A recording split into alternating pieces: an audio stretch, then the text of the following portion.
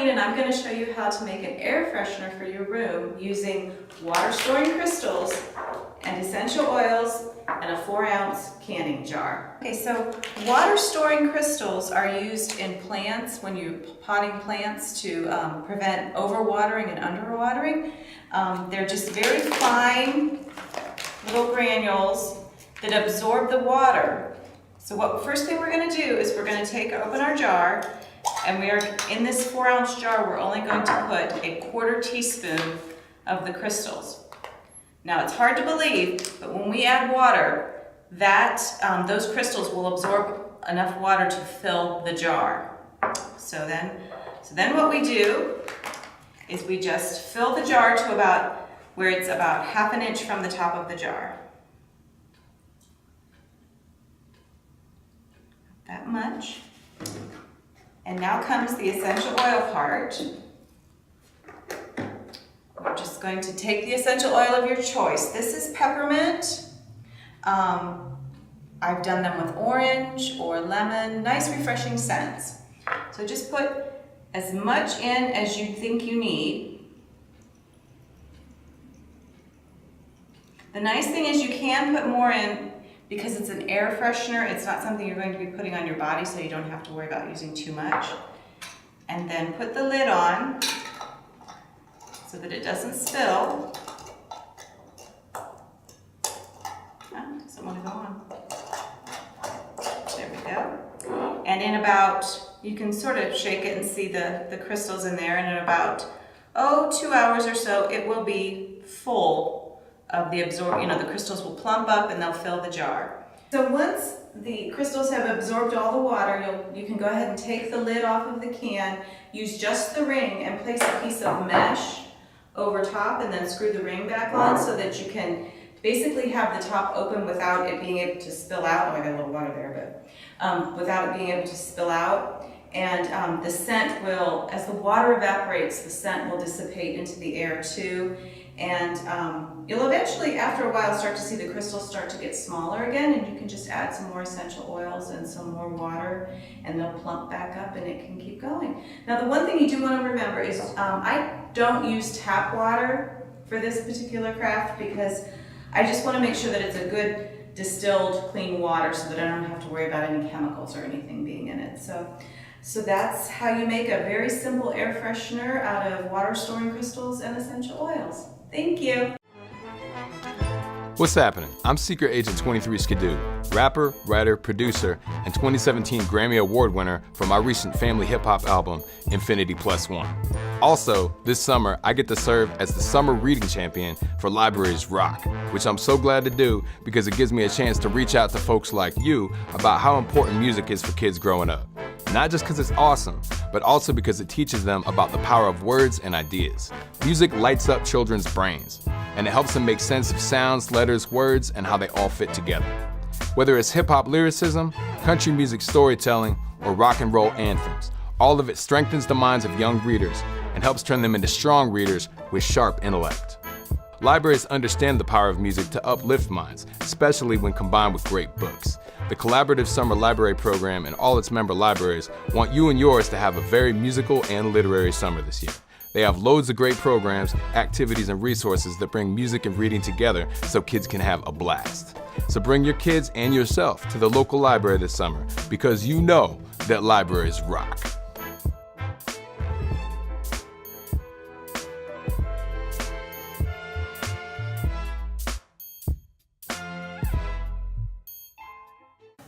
Hi, my name is Jeannie, and I'd like to invite you to Don't Be a Couch Potato Aerobics. Couch Potato meets on the first Monday of each month at 2 or at 6 p.m. This walking workout, which is 30 to 35 minutes in length, equals approximately 2 miles in distance. Today, we're going to do a brief demonstration of Couch Potato. It's a 5-minute demo, so get on your feet and join us for Don't Be a Couch Potato Aerobics. Okay, are you ready? Ready. Cue the music, and let's march.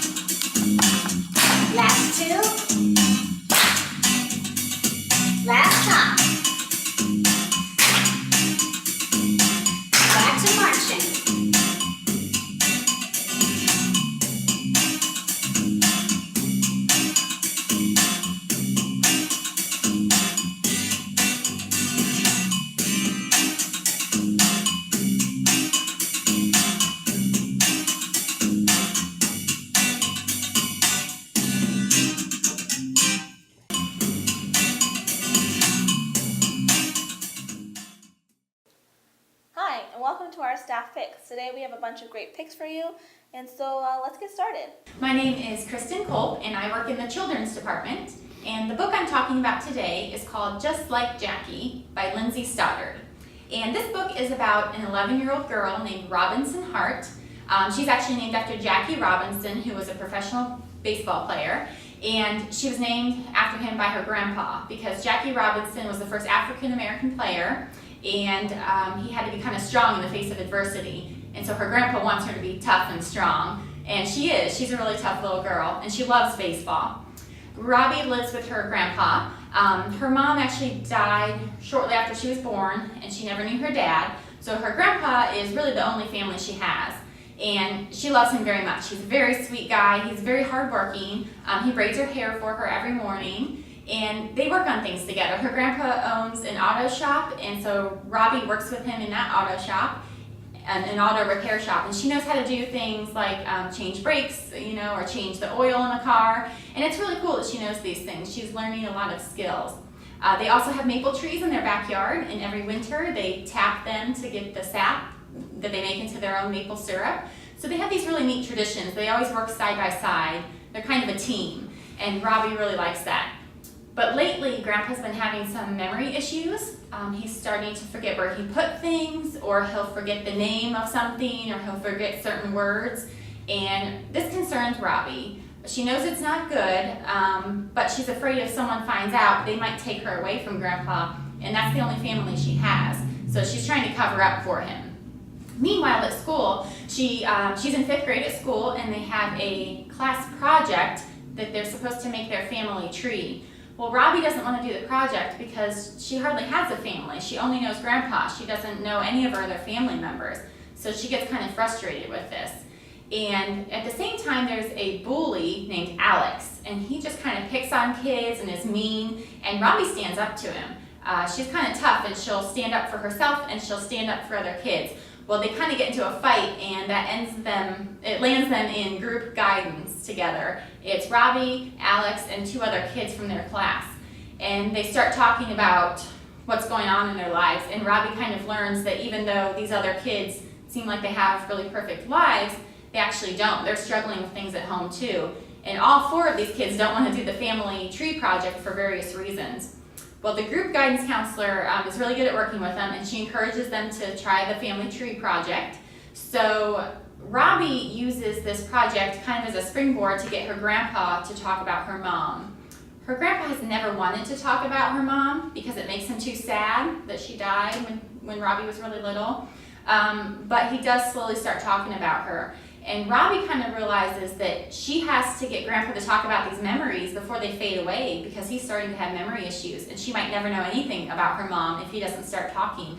So this whole book is about Robbie dealing with her grandpa's memory problems, the bully at school, the family tree project, and learning about her mom. And it's just a really great story, and it has a really happy ending. It kind of left me misty-eyed. But the theme of the book is that even though you might have a small family, or your family might be kind of broken up, or not live together, or maybe your family's scattered, it's really the people around you that form your support group that become your family. And Robbie realizes this as it goes on, and at the very end, I won't spoil the ending for you, but it's really good how she discovers that she really has a good support group, and there's lots of people who care about her and will take care of her. So I recommend it. It's called Just Like Jackie by Lindsay Stoddard. Hi, my name is Melissa, and I am a cataloger in the Technical Services Department and a children's librarian. I chose to share the book Murder is Bad Manners by Robin Stevens. It is the first in a series of mystery books called the Wells and Wong Mysteries. It's set in the 1930s at an all-girls boarding school in England called Deep Dean, and the main characters are Daisy Wells and Hazel Wong. The 2 girls set up their own detective society in the school. It's a secret society, so there are no other members and no one else knows about it. But they try to solve mysteries, and they start with just really simple ones like who stole somebody's tie for school and who things go missing, but the big case they solve in this book is Hazel discovers their teacher, Miss Bell, dead on the gym floor. She runs to tell other people and comes back 5 minutes later, and the body is gone. There's no trace of her, and no one believes her except Daisy that their teacher was murdered. So they are trying to solve her murder that no one else believes happened, while at the same time keep their detective society a secret. So it's a really great story. There are a lot of teachers who had great motives to kill Miss Bell. There was a lot of jealousy. There was a job promotion coming up that everyone wanted, and she was the favorite for it. There was like a love triangle going on, so it's a really great story, and I definitely recommend it. So, Melissa, in your book, Murder is Bad Manners, Daisy and, sorry, what was the other character? Hazel. Daisy and Hazel. So they're friends who start this detective agency. How long have they been friends? They became friends the year before this book happens. Hazel is actually from Hong Kong.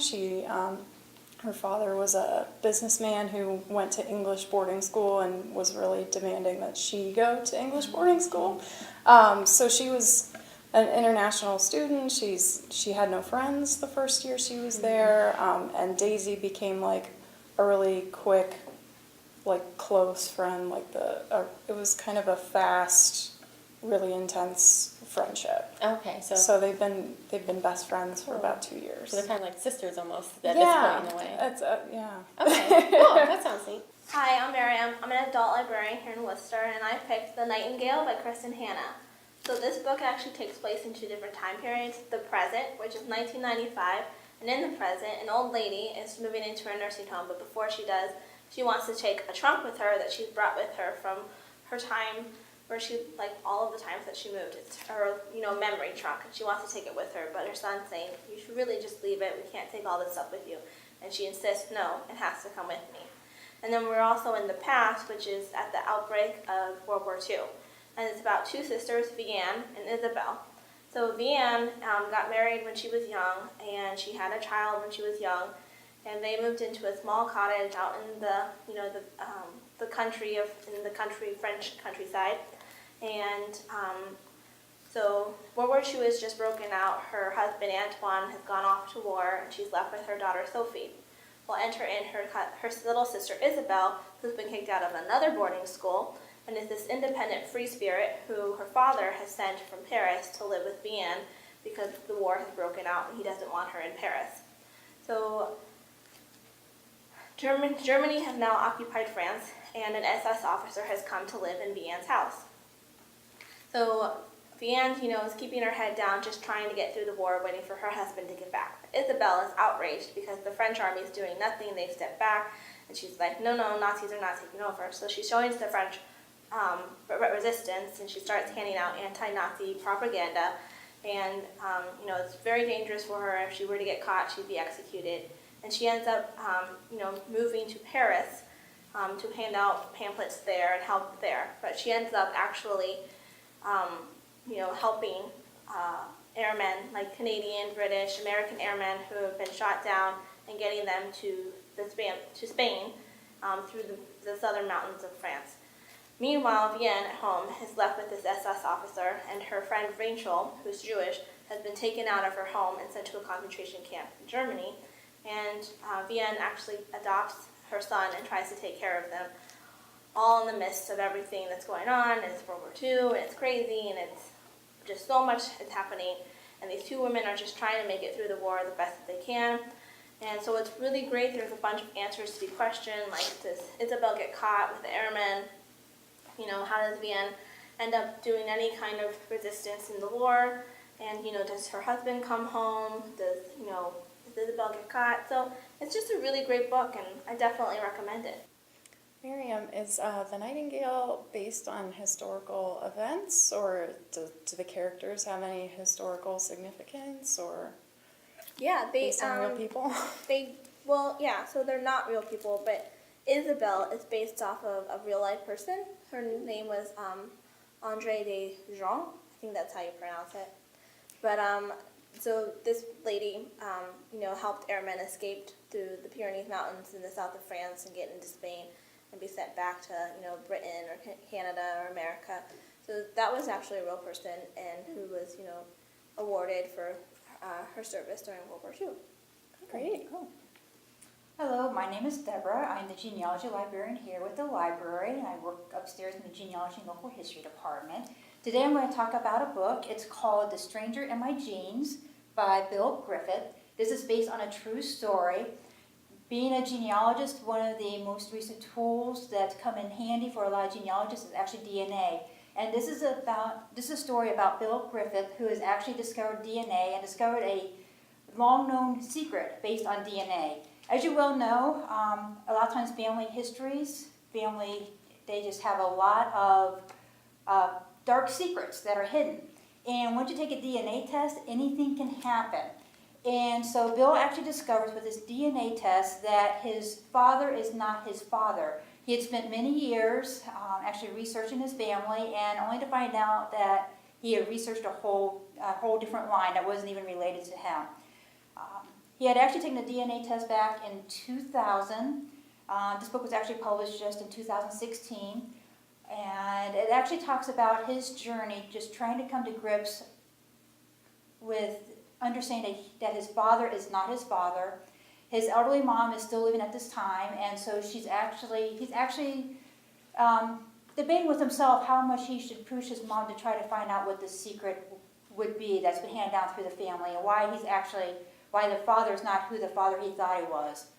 And so it's a really good book, just talking about the struggles with dealing with the idea that you find something different in your family that you're not used to researching, and just talking about how he has had to come to terms in terms of how much does he ask his mom, and when does he call it quits in terms where he doesn't want to push anything further based on this secret that's been kept in the dark for many, many years. Once again, this is The Stranger in My Genes by Bill Griffith, based on a true story, talking about a gentleman's discovery about DNA and how through the DNA his father is not his father, and how he tries to go through and understand how to deal with that and how to get questions answered from his mom. Deb, why did Bill Griffith why did he decide to use DNA to connect to ancestry, and how did he come about that science and process? Actually, he had been interested in genealogy for many years, and one of his relatives, Doug, got him a DNA test. Bill Griffith had not even thought about taking a DNA at this point. Remember, this is fairly new. I mean, the DNA that he did, he finally took one in 2012, and he didn't believe the results, so he actually took a second one. And both results came back definitely that his father was not his father. So it was really interesting, but it was Doug, one of his relatives, is the one that actually got him first interested in taking a DNA test. Then also about 2012 was probably about the time period that the DNA was just starting to come forward with genealogy, becoming a new tool for genealogists, and it's just exploded since then. I mean, almost everyone now is wanting to do DNA testing through Ancestry, MyHeritage, 23andMe, as well as Family Tree DNA. Those are the big main 4 players right now. And genealogists from all over have been using DNA results to resolve mysteries. They have a long time secret in their family that they're just wanting to know if it's true or not. They're using that for adoptions.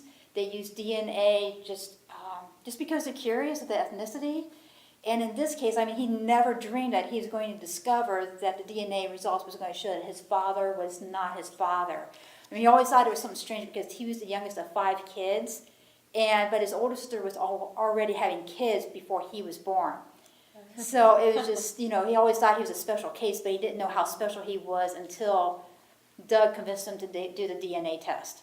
And like I said, he had to do it like 2 or 3 times because he didn't believe the results of science. Because it just couldn't be, because his mom was so proper, there was just no way that she would ever do a mishap. But you have to read the story to find out what's going on with that. My dad actually did a DNA test through Ancestry.com, but it wasn't a mystery. I said, Dad, you're 47% Irish. He goes, Miriam, I already knew that. And I was like, okay. Yeah. but it was definitely very cool to see all the stuff about it. It's very cool. Yeah, I mean, forensic genealogy is just really big right now. I mean, there's actually professional genealogists that focus just on the DNA aspect of genealogy. Thank you so much for watching. And if you're interested in any of these titles, you can check them out at our library or any of the branches. And you can also check them out on Overdrive, and then you should definitely check out Hoopla and Flipster. So thank you so much for watching. Women's Empowerment is a program designed just for women within our community. It's completely free because it's funded through the Wayne County Community Foundation Women's Fund. It's held at the Wayne County Public Library. Here, you will come every Wednesday for 9 weeks. During that 9-week period, you're going to focus on a variety of topics: the power of self, the power of money, the power of presentation and preparation, the power of advancement, and the power of social skills. During this time, you're going to work to develop the drive that you need to reach your goals. Sometimes we just feel like we need that little extra oomph to get going. Well, in these workshop series, we're hopefully going to help you find that internal motivation to reach for your goals. You'll also have the opportunity to connect with other ladies within our community. During this time, you develop a wonderful support system to help you reach your goals. We'll also connect you to many community resources that are available to you so that you will have the assistance that you need as you strive to reach your personal success. We look forward to having you as part of Wayne County Women's Empowerment Workshop Series. The next class starts August 29th, so now's the time to register.